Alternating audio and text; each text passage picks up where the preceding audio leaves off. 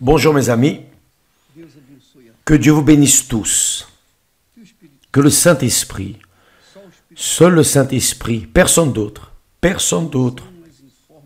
ce ne sont pas les informations séculières qui vont changer la vie des personnes, mais les informations de la parole de Dieu, le contenu de la parole de Dieu, des Saintes Écritures, c'est ce qui va donner la direction pour que nous, êtres humains, puissions opter, choisir entre faire la volonté de Dieu ou faire notre propre volonté, servir Dieu ou nous servir nous-mêmes. Lorsque Dieu a fait Adam et Ève, il les a fait parfaits pour vivre en perfection, en parfaite harmonie avec lui. Mais pour que ce mariage puisse avoir un effet, l'homme devait obéir à la voix de Dieu, à la parole de Dieu. Quand l'homme désobéit à la parole de Dieu, il va souffrir, certainement il va souffrir. Aussi vrai que Dieu existe, l'être humain va souffrir lorsqu'il tourne le dos à la parole de Dieu. Parce que la parole de Dieu, mes amis, c'est Dieu qui parle à chacun de nous. Lorsque vous lisez la Bible, Dieu vous parle. N'est-ce pas merveilleux? Dieu qui nous parle. Maintenant, il est clair, il est évident que lorsque la personne prend la Bible pour lire, désintéressée à savoir ce que Dieu veut d'elle, lorsqu'elle est juste intéressée à savoir ce qu'elle veut de Dieu, là, les choses changent de figure. Et c'est le grand problème des personnes. C'est le grand problème des personnes, je dis, qui ont la foi. Il n'y a aucun doute qu'elles ont la foi, mais c'est une foi égoïste. C'est une foi, disons, égocentrique. La personne ne pense qu'à elle-même. Elle veut savoir ce qu'elle peut recevoir. C'est comme les Juifs. Vous savez que les Juifs sont ainsi. Lorsqu'ils font quelque chose avec une autre personne, ils veulent savoir ce qu'ils peuvent extraire des autres personnes. C'est l'être humain. Qu'est-ce qu'il peut posséder de l'autre personne à qui il parle? Je me rappelle que un juif nous a dit, dites-moi, pourquoi voulez-vous nous aider? C'était sa question. Quel est l'intérêt que vous avez de nous aider? Que voulez-vous en échange? Donc, quand la personne va lire la Bible avec cet intérêt, avec ce focus, qu'est-ce que Dieu peut faire pour elle? N'est-ce pas? Donc, lorsque Dieu a créé Adam et Ève, il les a créés pour vivre éternellement, de manière parfaite. Il ne les a pas créés pour être imparfaits, malades, infirmes, pour vivre dans le mensonge, la tromperie, ayant besoin de mentir. Il n'avait même pas besoin de mentir, de tromper, rien de tout cela. Il n'y avait pas la figure de la mort n'existait pas, parce que qui était le Seigneur d'Adam et Ève? Dieu lui-même. Et il était si intime avec eux qu'il se promenait avec Adam et Ève dans le jardin. Il descendait de son trône, venait sur la terre pour marcher avec Adam et Ève. Sauf que lorsqu'Adam et Ève ont brisé cette union, ont brisé cette harmonie, c'est-à-dire, comment l'ont-ils brisé? Lorsqu'ils ont désobéi à la parole de Dieu. C'est le cas, par exemple, pourquoi y a-t-il des divorces, des séparations, des relations perturbées et toute la disgrâce qui se produit dans les familles, dans le monde entier? Pourquoi? Parce que l'un n'a pas accompli sa parole envers l'autre, que cela soit l'homme envers la femme ou la femme envers l'homme, ou plutôt le mari envers l'épouse ou l'épouse envers le mari. Sur l'autel, au milieu des fêtes, il y avait des serments, il y a eu un serment. L'un a juré à l'autre fidélité, amour, dans la maladie, la santé, la richesse, la pauvreté, etc., etc. Tout ce blablabla que nous connaissons déjà. Mais tout cela était juste avec les lèvres. Donc, avec Dieu, ce n'est pas ainsi, mes amis. Dieu ne travaille pas de cette manière. Dieu travaille avec la parole. Dieu a engagé sa parole. Et lorsque la personne engage sa parole avec lui, affermit, s'unit à la parole de Dieu.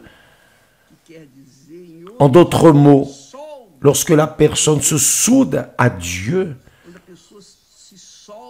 lorsque la personne se soude à Dieu, et seul le Saint-Esprit peut faire cela, alors c'est un seul en esprit. C'est ce que nous sommes en train de parler, ce que Paul a dit, dirigé par le Saint-Esprit. Mais celui qui s'assemble au Seigneur, c'est le mariage, est un même esprit. Quand Dieu a fait Adam et Ève, il n'a pas dit, il n'est pas bon que l'homme soit seul, il a fait Ève. Donc les deux étaient un à travers l'assemblage des deux. Donc les deux allaient très bien, très bien. Sauf que lorsqu'ils se sont rebellés contre Dieu, c'est-à-dire lorsqu'ils ont désobéi à la parole de Dieu, oh, ne touchez pas cet arbre parce que c'est à moi, c'est ma propriété. Vous pouvez manger ce que vous voulez. Tout le jardin est à votre disposition, mais cet arbre-là, c'est ma part, c'est à moi. Ce sont les prémices, cet arbre, de la connaissance du bien et du mal, était la prémisse de Dieu. Donc, ils ont touché, c'est-à-dire ils ont désobéi, ils se sont rebellés contre la parole de Dieu. Et c'est ce qui arrive aujourd'hui. Ça ne sert à rien d'appartenir à une église, d'être ouvrier, ouvrière, pasteur, évêque, prêtre, pape. Si vous n'obéissez pas à la parole de Dieu, vous êtes serviteur ou servante du diable. Parce que qui n'obéit pas à la parole de Dieu sert le diable. Qui obéit à la parole de Dieu obéit à Dieu, sert Dieu. Comment est-ce que je sais que je crois en Dieu? Lorsque je crois dans sa parole. Comment est-ce que je sais que je crois dans la parole de Dieu? Lorsque je dirige ma vie en accord avec la parole de Dieu, là je montre que je crois en Dieu. Donc croire, ce n'est pas une philosophie. Ce n'est pas une idée, ce n'est pas un sentiment. Il n'y a rien de sentir, tout à avoir avec l'obéissance. C'est la même chose avec le mariage. Quand Esther et moi, nous nous sommes mariés, nous avons engagé notre parole l'un envers l'autre. Et dans cet engagement de la parole, nous nous sommes collés, soudés l'un à l'autre. Elle ne vit pas sans moi et je ne vis pas sans elle. C'est-à-dire, nous avons construit un foyer, une famille. Et alors, les enfants viennent de cette famille avec l'image, notre image, avec l'image d'Esther et de moi. Et c'est ce que Dieu a fait. Il a créé Adam et Ève avec son image. Donc, pour qu'il n'y ait pas ce que nous avons vu dans ce monde, le désastre, la corruption, le mensonge, la tromperie, aussi bien Adam qu'Ève, que Dieu, tous devraient être en harmonie. Donc, logiquement, lui, le Créateur, voulait être notre mari, disons notre époux, et nous serions sa fiancée, qui est un genre, un symbole, une représentation de l'Église du Seigneur Jésus. L'Église du Seigneur Jésus, ce n'est pas la dénomination ABCD, non. L'Église du Seigneur Jésus est formée de personnes qui font partie des membres du corps du Seigneur Jésus, non du corps institutionnel de l'Église physique, mais de l'Église spirituelle. Dans l'Église spirituelle, qui est de Dieu fait partie du corps du Seigneur Jésus. Du corps du Seigneur Jésus. Pourquoi? Parce qu'il est un avec lui. C'est pour cela que nous lisons ici. Celui qui s'attache au Seigneur est avec lui un seul esprit. Donc, qui est inséré dans ce corps spirituel invisible, alors revient à cet état d'Adam et Ève dans le jardin de l'innocence, vivant en communion avec Dieu.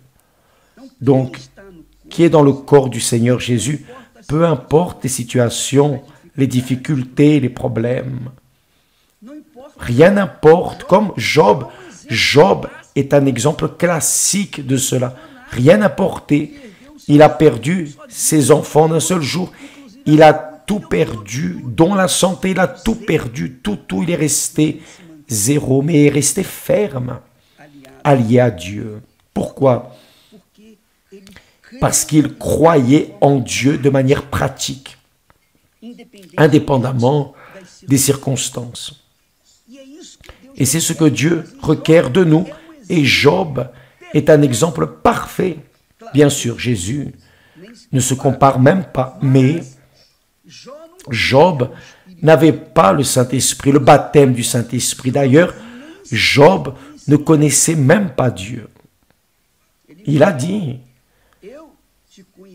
je te connaissais de t'avoir entendu parler de toi, mais maintenant mes yeux te voient, après être passé par toutes les difficultés. Donc Dieu cherche des personnes ainsi, qui ont le caractère de Daniel, de Job, le caractère de Noé, juste, vivant dans la justice, le caractère d'Abraham, etc., etc., etc. Pour qu'alors, il puisse se marier à cette personne et faire d'elle sa demeure. Avez-vous déjà imaginé recevoir le Saint-Esprit? Quand la personne reçoit le Saint-Esprit est le sceau de Dieu. C'est comme l'alliance, vous savez. Quand les personnes me voient avec mon alliance, elles savent que je suis marié, que j'ai un compromis, que je suis déjà quelqu'un, personne ne touche, personne ne prend. C'est ainsi que le diable voit ceux qui sont de Dieu, qui ont le sceau du Saint-Esprit, ont la marque du Saint-Esprit, la marque de Jésus lui-même. Donc le diable me voit, il me regarde, il a envie de me suffoquer, de me tuer. Mais pour faire cela, il doit passer sur le cadavre de Jésus, sauf que le cadavre n'existe pas, il est ressuscité. Donc le diable ne peut rien faire. C'est pour cela qu'en Jean dit que celui qui est de Dieu, le diable ne le touche pas. Le diable ne le touche pas. Pourquoi? Parce que Dieu est un avec lui. Il est un avec Dieu, un esprit avec Dieu. Maintenant, Paul pose cette petite question. Prendrai-je mon corps qui est temple du Saint-Esprit pour m'unir à une prostituée ou avec toute personne en dehors du mariage? Non. Non. En aucune manière. Donc notre corps est sanctifié par le sang de Jésus et à cause de l'Esprit de Dieu qui vit en lui. Maintenant, quand la personne n'a pas le Saint-Esprit, il est évident que le diable touche. Il est évident que le diable parvient à faire ce qu'il a fait avec Job, mais il l'a fait avec la permission de Dieu. Donc Dieu, mes amis, a créé l'être humain pour faire le royaume de Dieu, son royaume ici sur terre. Sauf que les personnes n'ont pas voulu obéir à sa parole, ne veulent pas obéir à sa parole. Les personnes veulent les bénédictions, mais elles ne veulent pas se soumettre à la parole de Dieu. Donc, là, la personne dit, « Ah, mais c'est difficile, évêque, la chair est faible. » Je sais que la chair est faible, mais vous n'allez jamais, nous n'allons jamais être tentés au-delà de nos forces, de notre capacité de résister. Dieu nous a donné la résistance pour résister à la chair, résister au diable, résister aux offrandes du monde. Il nous a donné. Maintenant, il revient à chacun de nous de dire oui ou non. Si nous disons oui au diable ou au péché, nous sommes en train de sortir de la domination de Dieu et de servir le péché, le diable. Donc le diable aura le droit à notre vie, à notre corps. C'est cela. Si nous disons non au péché, alors nous sommes en train de dire oui à ce qui est juste, parfait. Donc Dieu va nous honorer. Celui qui m'honore, je l'honorerai. Celui qui me méprise sera méprisé. Donc, cela dépend de qui? Cela dépend de chacun de nous. Cela ne dépend pas de Dieu, non. Cela dépend de chacun de nous. Cela dépend de notre tête. Si vous voulez être médecin, embrasser une belle profession prometteuse, vous devez aller à la faculté, étudier, vous devez absorber les informations de ce monde, les informations scientifiques. Maintenant, si vous savez les informations, mais que vous ne les mettez pas en pratique, alors vous pouvez être un mauvais médecin, dentiste, un mauvais avocat. Vous pouvez avoir le diplôme, vous pouvez même avoir la bague, mais dans la pratique, vous ne l'êtes pas. Pour les autres, pour le monde, vous êtes. Mais pour vous-même, vous savez que vous n'êtes pas. Donc, mes amis, Dieu a créé l'homme. Il est le Seigneur. Jésus-Christ est le Seigneur. Mais il est le Seigneur de qui? De ceux qui le servent. Le servent comment? Dans leur vie correcte, intègre, rendant à César ce qui est à César, à Dieu ce qui est à Dieu, faisant ce qui est correct. Ce mariage, c'est ce qui nous fait un avec le Seigneur. J'ai vu cela grâce à Dieu. Dieu faisant cette œuvre au milieu de nous de manière extraordinaire. Je crois que dans ce monde aussi, et d'autres églises aussi, dans ses serviteurs, mais j'ai vu, nous avons vu des personnes qui sont venues abîmées, avec la vie abîmée, il n'y avait plus rien à faire, mais Jésus les a acceptés, délivrés, guéris, les a lavés, purifiés, il a fait d'elles comme une vierge. Et ensuite, il s'est marié avec elle. Et alors, en elle a pénétré le Saint-Esprit et elles se sont transformées en un seul esprit avec Dieu. C'est ce que Dieu veut faire avec vous. Dieu veut que vous soyez la propre bénédiction, pas que vous soyez un chercheur de bénédiction, mais que vous soyez la propre bénédiction. C'est ce que Jésus a promis. Il a dit, celui qui boira l'eau que je lui donnerai, se référant au Saint-Esprit, cette eau, c'est-à-dire le Saint-Esprit, deviendra en lui une source d'eau pour toute l'éternité. C'est ce que Dieu veut faire avec vous. Mes amis, il veut. Personne d'autre désire faire cela que lui. Il veut plus faire cela dans votre vie que vous n'en avez besoin. Maintenant, c'est vous qui avez besoin de choisir ici dans votre tête. Si vous dépendez de votre cœur, de vos sentiments, cela ne sera jamais réalisé. Vous devez juste dépendre de votre tête, de votre décision. Dans votre tête, je veux. C'est ce que je veux. Et c'est tout. Personne ne peut prendre cela. Parce que le droit de choisir est un pouvoir, une autorité que Dieu a donné à chacun de nous. Il a donné à Adam et Ève. Tout ce jardin est à moi. Tout est à moi. Mais je vous le donne. Vous pouvez l'utiliser à volonté. Maintenant, cet arbre-là, vous voyez? Non.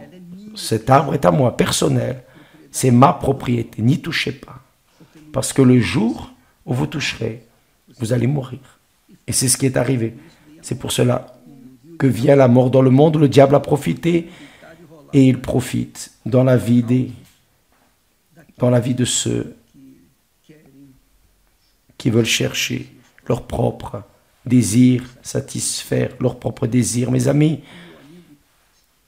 votre vie ne dépend que de votre tête. Vous avez des informations tous les jours. Nous donnons des informations aux personnes tous les jours. Témoignages, tous les jours, nous avons un témoignage. Et grâce à Dieu, Dieu montre non seulement sa parole, enseignant sa parole, mais il montre avec des faits les témoignages. Les témoignages sont là pour montrer aux personnes, à tout le monde, qu'il est le même.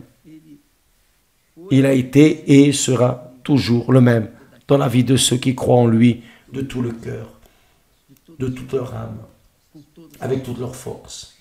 Ou c'est ou ce n'est pas. Le mariage, c'est corps avec corps, âme avec âme, esprit avec esprit, ou plutôt esprit avec esprit d'abord, âme avec âme et corps avec corps. C'est tout contre tout.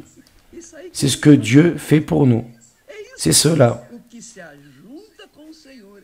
Celui qui s'attache au Seigneur est un avec lui. Dieu est unique. Et qui s'attache à lui devient unique avec lui. Que Dieu vous bénisse tous et à demain au nom du Seigneur Jésus. Aujourd'hui, mercredi, nous aurons la Sainte Seine du Seigneur. Lorsque nous mangeons le pain, participons au pain, symbole du corps de Jésus. Quand nous participons au vin, symbole du sang du Seigneur Jésus, nous participons à un même corps, un même sang. C'est pour cela que Jésus a pris un pain et l'a partagé. C'est mon corps, je me partage pour vous. C'est mon sang que je partage avec vous. C'est-à-dire la personne de Jésus, disons, symbolisée dans cette matière du pain et du vin pour donner vie à son Église, à ceux qui font partie de son corps. Celui qui s'attache au Seigneur est un avec lui un seul esprit. Que Dieu vous bénisse au nom du Seigneur Jésus. Amen.